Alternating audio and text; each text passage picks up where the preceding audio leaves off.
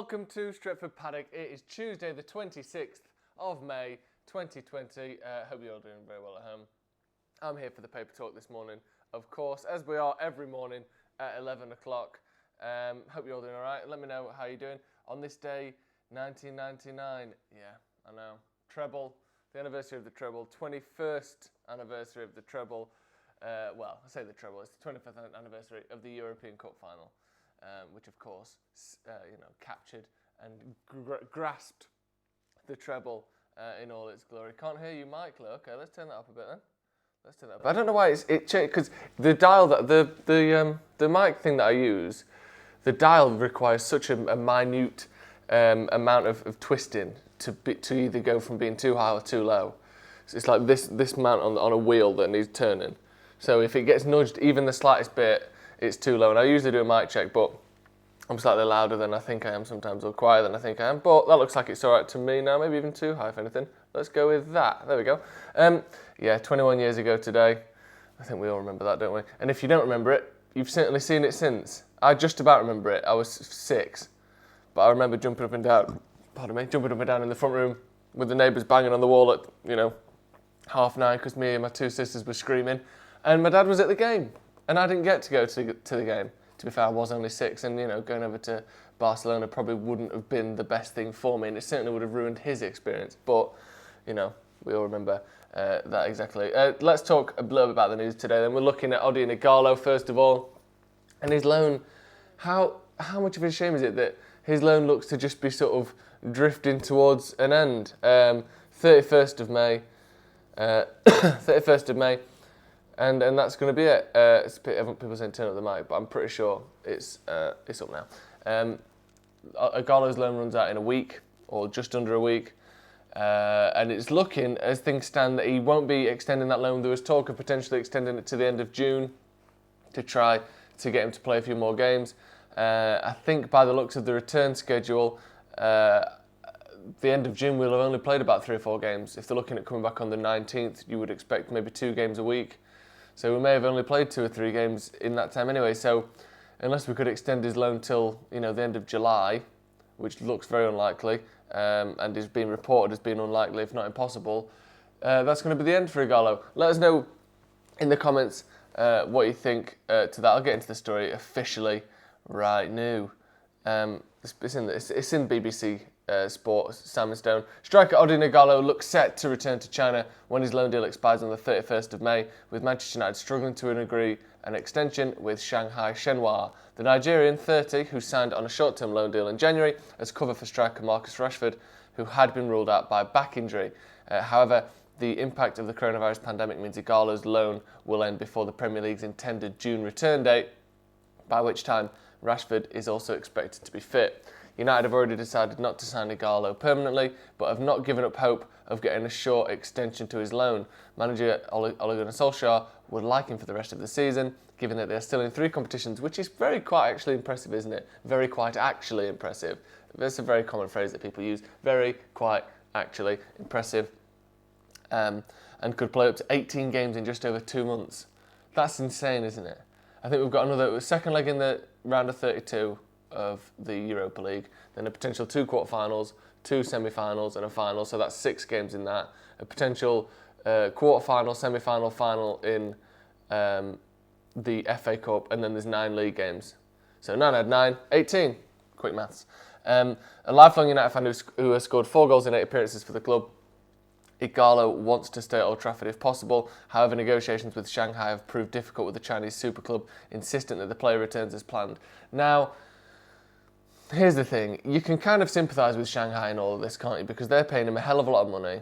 He's, presumably one of their better players. He's just increased his profile in world football by about 10 times coming to United, and performing well as well, which I'll get into in a little in a moment.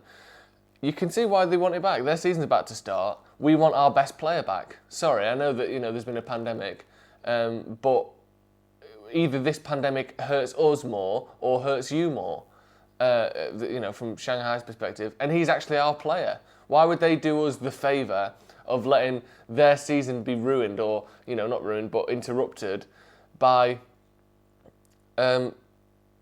by letting us have one of their better players. They don't care that United are a bigger team than they are. You know, the Premier League doesn't mean more to Shanghai than it does than their own league does. I know we like to think the Premier League's the best league, but you know, if United were loaning out a player who we only loaned out on the off season because we knew that they would go to a bigger club and increase their profile, which doesn't really happen with United, but you can imagine it from their perspective. Why would you let him stay? You wouldn't, would you? So as much of a shame as it is for us, as much as a shame as it is for Ighalo himself, it's kind of understandable that you wouldn't want to hamper your own season by letting one of your best players stay on loan at a club that just wants him for a bit longer to finish their season. I think there's a couple of things I'd like to talk about with Ighalo. First of all, I feel sorry for him because obviously he loves Man United and it seems to have been a dream for him to play for United. But then to be fair, he has played for United now and he's impressed us. And I think having this lasting legacy at United, he was never going to stay for 5 years and be one of our top scorers. You know, he was never going to get 30 goals a season. I think almost this kind of leave them wanting more mentality is probably the best thing you can do. He will be loved by United fans forever now. You know, I know. You know, he didn't come and win us the league or anything like that, but he came and gave an account of himself much better than anyone thought. And we've all sort of taken him to heart, took him under our wing, all the cliches you want to say about how a player can endear themselves to a club. But the thing I would like to talk about more than anything, and the thing that worries me about this situation, isn't that, oh, I feel sorry for him because he's a United fan, and isn't, oh, and it been sweet, we've let him play for us, like we're some charity and he's some Make-A-Wish kid. He's been really good. Like, he's the best hold-up player we've got. And I worry that in games, you know, especially when we're playing so many games at the end of the season, potentially 18, you know, let's be honest, probably more like 9 or, 12 or 13, depending on when cups come back and stuff. He's the best hold-up player we've got. And what he's also shown is when sometimes, you know, we're going to be playing so many games in such a short period of time, Martial hasn't been, you know, completely injury-free in his career. He picks up an injury here and there. And he's going to have to play almost all the minutes. Or, you know, a lot more minutes than we planned on him playing, in a lot shorter time than we'd planned on him playing them. And I think I will miss him on the pitch more than I miss this kind of mascot, charity, sympathy role that he's taken on. Do you know, like when old people get old and everyone talks to them like they're a pet, and are you ready for your soup? Like that. We sort of talk to Ighalo like he's this, oh, you've played for United, don't you? You love United, don't you? Yeah. Like, he's a good footballer who's been good for us. And we saw against City, we saw in the Europa League, he's a good finisher. His hold-up play is the best we've had since Ibrahimovic, because Lukaku wasn't a hold-up man despite his size. I'm going to miss him more on the pitch, and I worry more for our chances on the pitch than any kind of ambassadorial, oh, look after him, inty cute, that a lot of fans have seemed to drift into, of like, oh, look, you know, when he was young, he was all poor, and now look at him, he played for United, look at him in the United shirt, look. Oh, look at, like, this weird kind of charity thing that people are talking about. I think he's a very good player who has exceeded our expectations to the point where I think we're going to miss him on the pitch. And I know it's nice to have a sort of an emotional attachment and feel nice for players, and, you know, it is good that he likes United and all that sort of stuff, but I don't think that, you know, we should just be nice to him because he's been a United fan. I think you actually look at what he's done for us. I think he's been an excellent signing, and I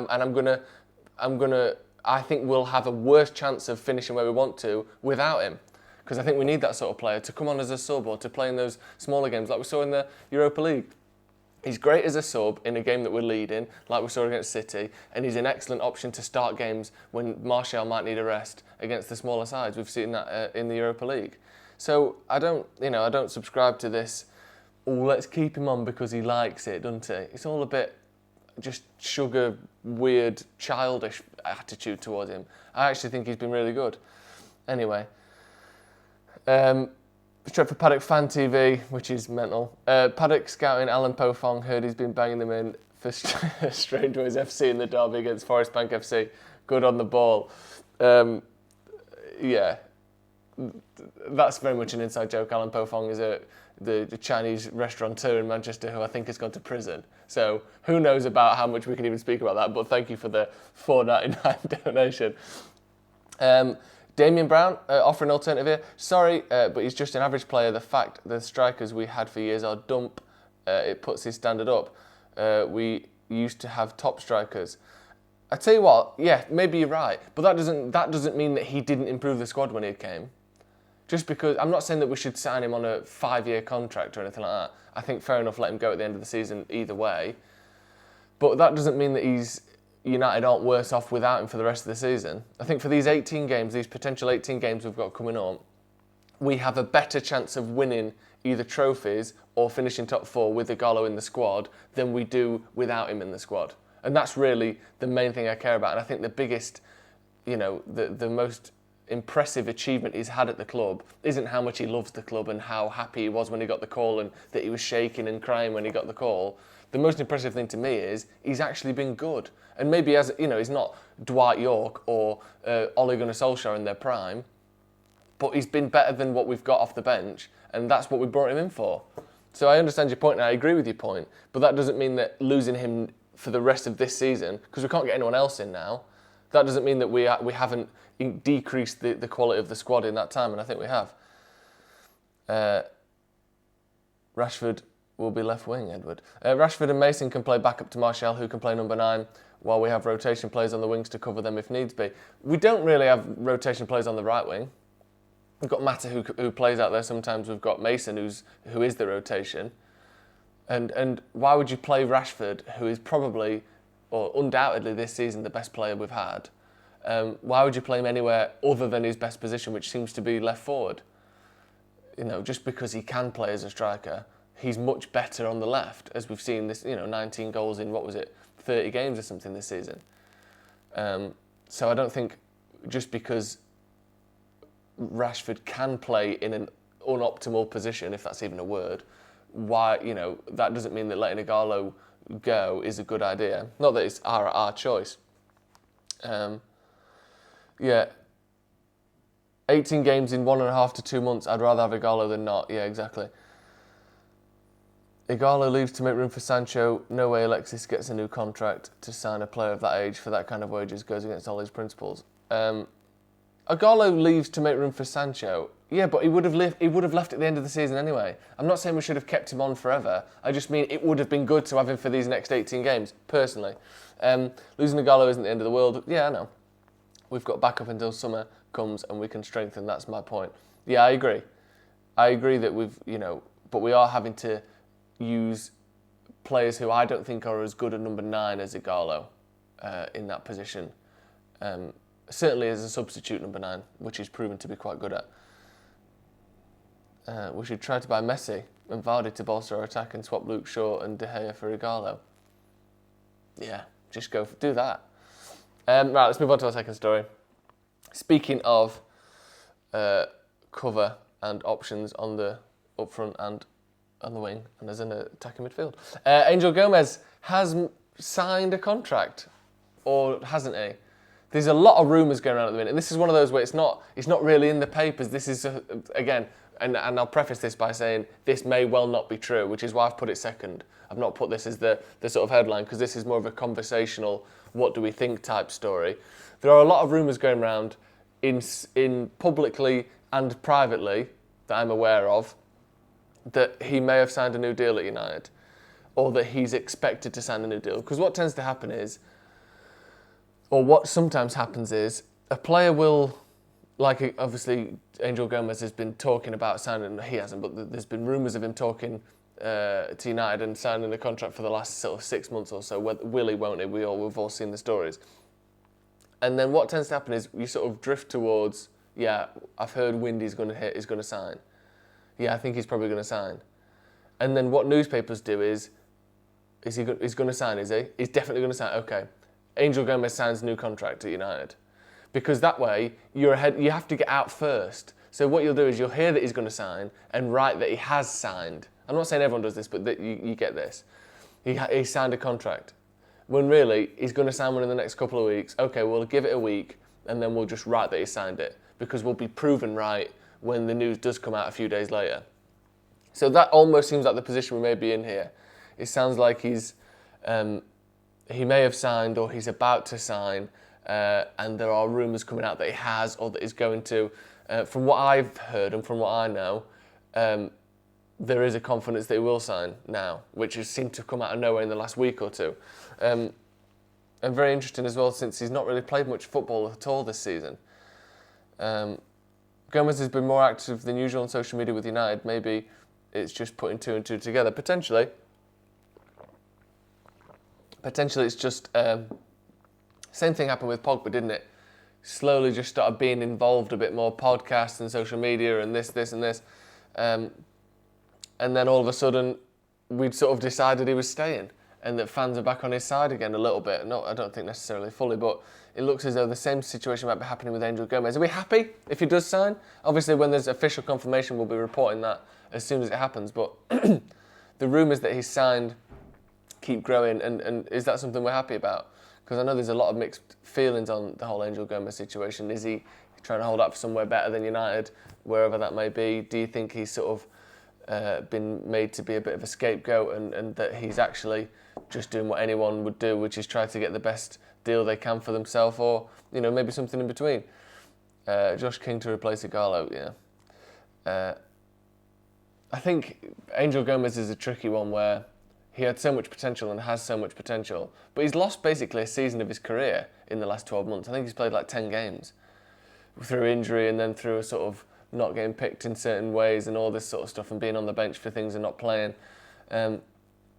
which is a very pivotal age. 18 to 19 is a huge career age for footballers, and he's lost most of the games in that span, or he's not played 20, 30 games like you would want to play, or 30 games or whatever. So I wonder how his progression may have been hampered by this last season of injuries and of not being selected. Interesting. Ross Murphy says, sign the contract, Gomes, and work your way to the first team. Ole giving many youngsters debuts more than any other manager. Yeah, surely if you are Angel Gomes, and let's face it, as talented as he is, he doesn't feel to me to be in a position where he can go to Barcelona and start for them. And I don't think anyone would really say that he could. I think wherever he goes, he's going to have to work his way through. I think he's going to have to prove himself. I think he's going to have to show that this last year of his career hasn't hampered him. And, as much as people like to talk about, there are a lot of small players who have been good down the years.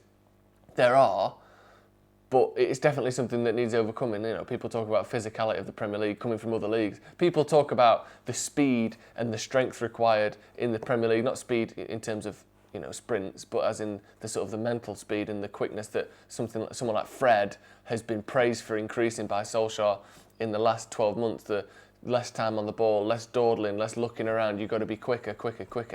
And the same with the strength. I wasn't prepared for the physicality of the Premier League, all this sort of stuff. You hear this time and time again.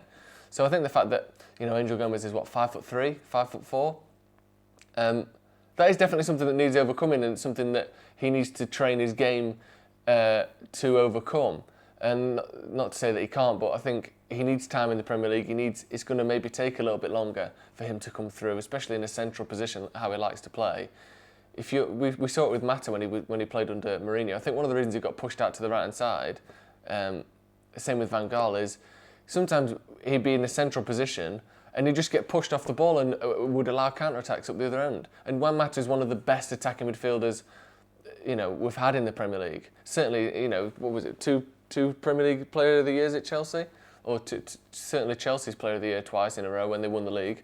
So, he's one of the better attacking midfielders we've had, and he still struggled to cement a place in a central role for United because I think partly down to his physicality. He's not very quick and he's not very strong on the ball, and those are two things you could say about Angel Gomes. So he's going to take a little bit longer to come through, but I think, like you said about Solskjaer bringing youngsters through, I think if you're going to get a chance anywhere, United's probably your best bet, certainly in the Premier League. If you want to play in the top 6 and potentially top 4 in the Premier League as a youngster, your best bet is United. Your second best bet is probably Chelsea with Lampard, but we'll see how having a transfer market affects them.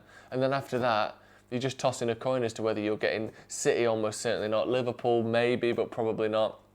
And Tottenham, you might get in there, but do you really want to play for a team that never wins any trophies? I think he's probably doing the right thing by signing for United, and hopefully adds another player, and a player who's willing to play for us, or a player who's sort of dedicated to playing for us, adds that to the team. So I think that's got to be a good thing.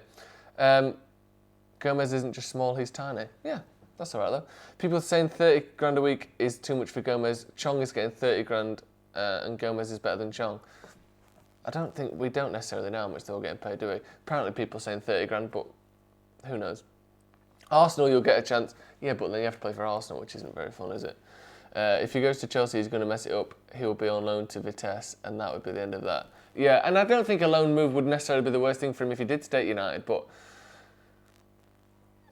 yeah, if you look at all the sort of supposed youngsters who've come through at Chelsea, they've all been on loan, and they're all actually 22. Do you know what I mean? Like, Hudson-Odoi is 18, doesn't actually play for the first team.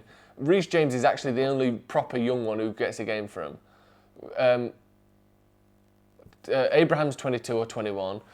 Mason Mount's 21, 22. Ruben's left arse cheek, he's 23, I think. Something like, all these youngsters, these supposed young players coming through for Chelsea, most of them are like early 20s. And Angel Gomes is only 18, maybe 19. So you've probably got 2 or 3 years worth of being out on loan before you're going to get in that side. And I think at least at United, you look at Brandon Williams, you look at Mason Greenwood, you look at all the players, Marcus Rashford when he came through. There's plenty of players in the United squad. Even look at Aaron Wan-Bissaka. I know we bought him, but he's 20 years old when we bought him. We're happy to play young lads when the time is right and when they're performing properly, like properly young, 18, 19, not 21, 22, which is still a young, I'm not going to go to Chelsea for that, but it's not like they've got a load of 17-year-olds on the pitch. So I think maybe a loan would be good for him, but for me, anyway, I'm relatively happy that he's going to be signing. Reece James is also 20. Yeah, and again, these aren't old players. These are still youngsters who've got a lot of time to grow. But it's not like they've got 18-year-olds in the squad, or even that, a lot of the players are early 20s and have had multiple seasons of, playing for either Championship or other league teams. Mason Mount, and I think, was at Derby. Tammy Abraham was at Swansea, obviously. So, yeah, I think Angel Gomes going out to a Championship side might not be the worst idea. Billy Gilmore, don't forget, he's only 18. Yeah, and he's played like 3 games, and everyone's acting like he's fucking Garrincha. He's literally played 4 games, I think, for Chelsea. So I'm not. Yeah, he's one who genuinely is very young. But the point I'm making is a lot of these youngsters that Lampard has brought through are actually a couple of years or 2 or 3 years older than Angel Gomes. So he's got plenty of time to come through. That's all I'm saying.